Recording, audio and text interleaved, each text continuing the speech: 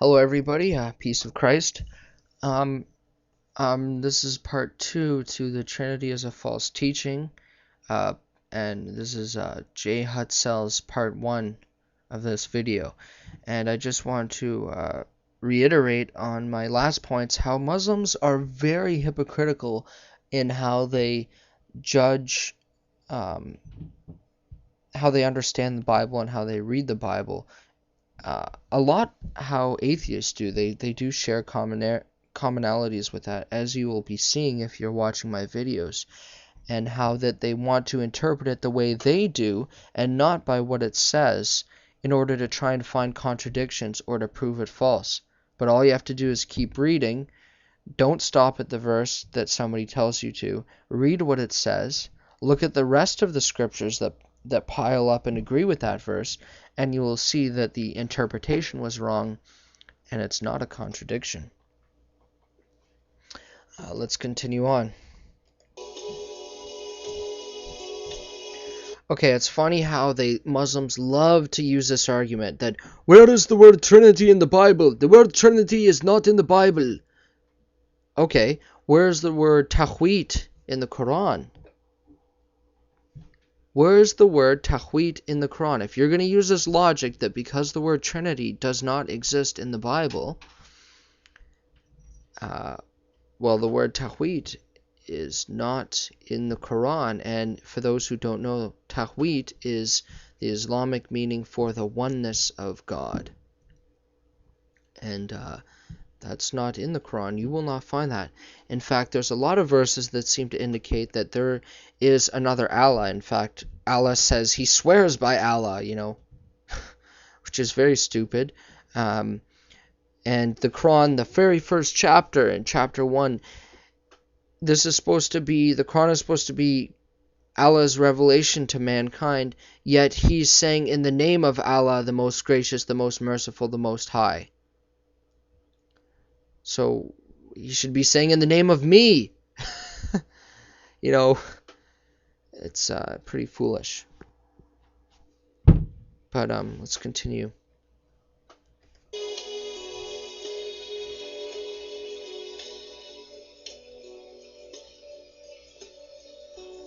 Well, I gave you many verses that do teach the Trinity.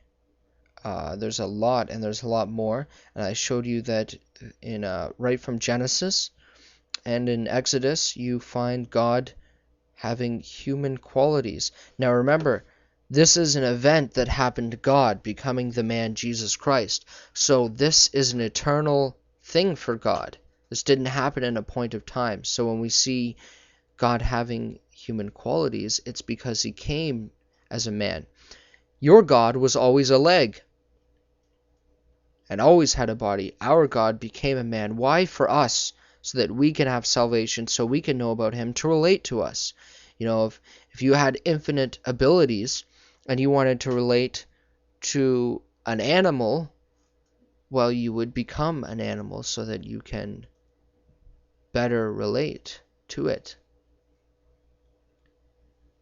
See what I mean?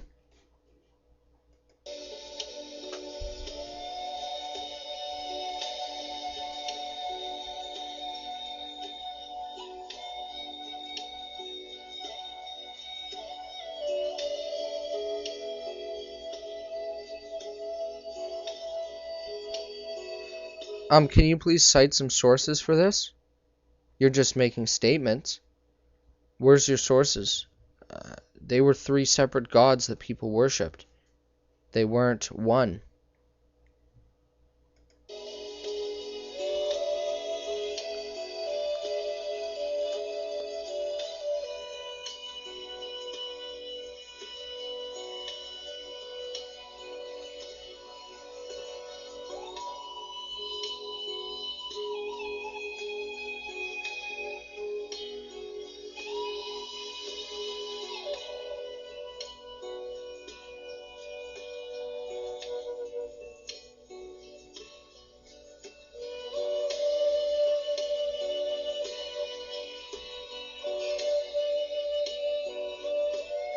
Okay, the Council of Nicaea, this whole idea that's out there in pop culture since, I guess, the popularity of the Da Vinci Code, that the Bible was put together in the Council of Nicaea, and that these church doctrines such as the Trinity were sort of just put together, and Christianity kind of came into existence from that, is absolutely false. In fact, we have church artwork from predating 325 BC, with the miracles of Christ, with what he was doing. We have writings from the church fathers from way before 325, affirming his divinity, affirming the things that he did. Then on top of that, we have the 27 isolated New Testament texts as each individual documents speaking about Christ and what he did. We have 7 first and second century historians writing about Christ: Tacitus, Josephus, Dionysius, and various others. And you can all look up their works and go and see them, their records. The Tacitus one is, the second part of it is put into question. And so, but still the first part authenticates it. And the disciples were also brutally killed for their belief in believing that God had raised Jesus from the dead. So had they simply been making it up, why would they brutally be killed for it? This is kind of funny.